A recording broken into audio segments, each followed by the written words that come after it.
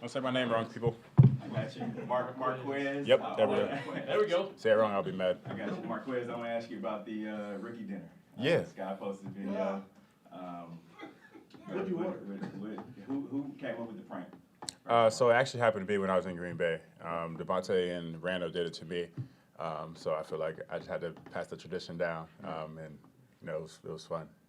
I enjoyed it. How much was your tab when you were rookie? How much I didn't have to pay anything. So that was the you were whole, rookie in that. yeah, no, that was the whole prank, is that they bring out a fake bill, say your card gets declined. And then you got to call your bank and call your financial advisor, and then everyone's just laughing at you, and then whoever the vet is in the room, he takes you at the tab. So that's How kind of. long did you guys let him think this is real? Oh, it went on for the whole time. So he had to. They brought the bill out. They ran his card twice. It got declined. He had to call his financial advisor. Got on the phone with the bank, and then we brought it out. So it was a. He was sweating for about a good 5 minutes. That's a long 5 minutes too. Where everyone's just looking at you and figuring out. Yeah, it worked perfectly. Yeah, so it was good fun. And I think when it's his turn to do it, when the next rookie comes in, it'll be good for him. And it was good for the guys, and everyone enjoyed it. Good bonding for the guys, and got to learn a lot about the guys, off the field. So it was a good time. Marquez, are you through the concussion protocol? Good to practice and go? Yeah. I practiced yesterday, so it was good. So we'll be ready week 1. What's your excitement level for getting out and playing an actual football game with the Chiefs after going through all of this stuff? Yeah, I mean, obviously, you never take these things for granted, because this game can be taken from you at any given time. So every day I get to wake up and live out my dream. It's always a level of excitement that can't be matched. I'm honored. God wakes me up every day, and I can't be more excited to go out there and play week 1. How do you feel you guys have come along as a group? You get to know each other at dinners and meetings and all the camp and all that stuff. It's a whole bunch of new guys in this wide receiver. Yeah, I mean, I think that we've come along very well, and each guy in that room does something unique and different, and I think that's what makes our room so special. And obviously with 15 back there, and Coach Reed calling the plays, we can pretty much do anything. But I think just with our room specifically, there's just so many different weapons and varieties of what we can do, and the type of players that we are. It's not just one guy that can do one thing. And they move us around and let us all kind of, experience different positions and different routes. And that's the beauty of this offense. I think that's why we're going to be very explosive and successful. We see a lot of people, a lot of players that don't play preseason, right? That you sit out. How important was it for you to get out there and actually get some run? Yeah, I mean, I didn't play a lot of preseason when I was in Green Bay. I think maybe I played 2 games in my 4 years there. There's goods and bads to it, because obviously the risk of injury, but that's with any day. You have a risk of injury anytime you step on the field, regardless. But just getting live reps against a different team, getting tackled for once, and just being able to go out and play against somebody that you haven't been seeing for the last 30 days, it's always good too. As a player, you've been in the league for a minute. How seriously do you all take the rankings? I know a lot of players get upset about the Madden ratings that they get, and then seeing that the top 100 came out yesterday, Patrick's number. Have you had a chance to talk to him, and do you think that might actually motivate him even more if he wasn't already motivated going to the season? No, I don't think that guys take that too serious. Obviously, it's an honor to be recognized as one of the best players in the NFL, and it's subjective. Obviously, everyone's going to vote for the people that they like, and obviously you see guys like Aaron, who wins MVP back to back. He's number 3 on the list. And so it's subjective. And Patrick is one of the best players in the NFL. So is Trav.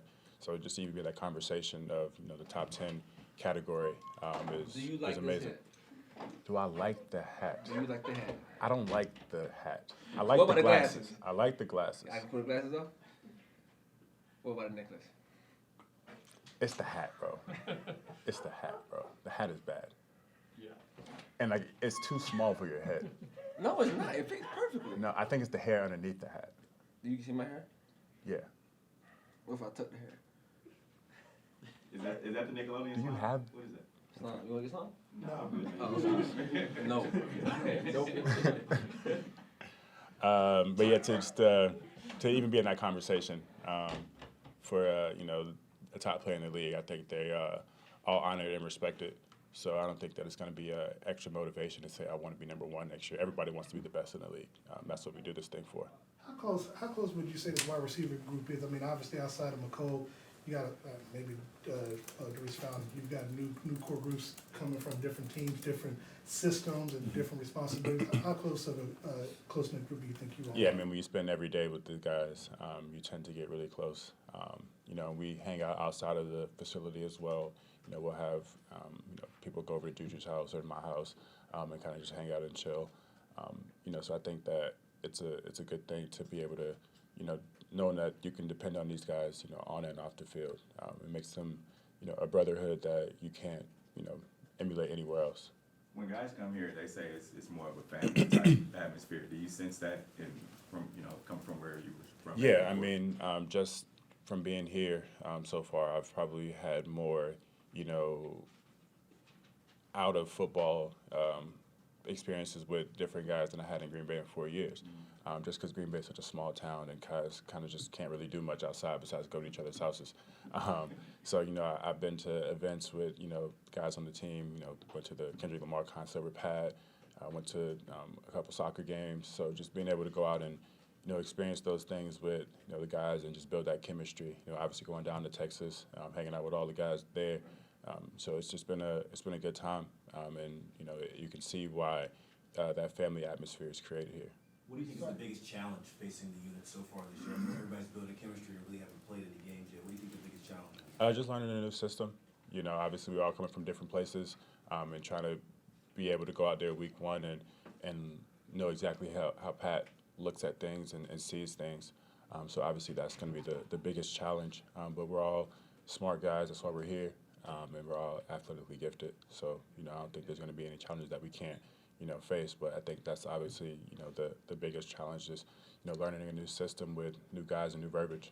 To that point, playing in the preseason, what does it do for you, sort of having that conversation with Patrick sort of off the field after a certain series? I know you guys played a couple series in that second preseason game. Just what element of that can maybe help for obviously going to meet that game? Yeah, I mean, obviously, when you're practicing, you got a script that you can study and see those things. But when you're in the game, it's all live bullets. So there's not really everything has to be taught on the fly. You got to talk about it after the play happened. It's not really a thing we can say, okay, we got this play coming up in our next period, so let's kind of talk about it beforehand. It's okay. Well, now we've already done that, and now we have to go out and execute it. And so when we see something different, in the game, you can kind of make those adjustments, and that's what the preseason is for, essentially. Just because it is such a new unit, what's the confidence level you feel from Patrick right now, and what tells you that he's feeling comfortable with you guys enough to go out and win? Yeah, I mean, Patrick is a unique talent, one-of-one guys, so his confidence level is going to always be high because he can do anything with the football. So with a good group of receivers that we have, and obviously Trav back there, he can make anything happen. So I think he believes in us, and we believe in ourselves more than anything.